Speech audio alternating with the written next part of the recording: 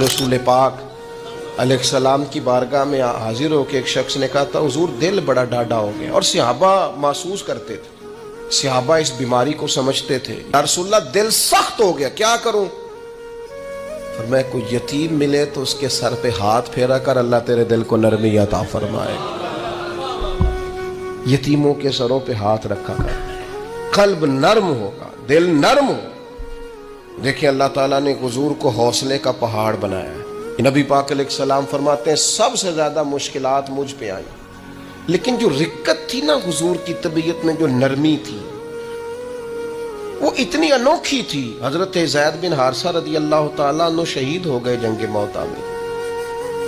नबी करीम अलैहिस्सलाम उनके घर आए, हुजूर सब्र का दर्स देने वाले।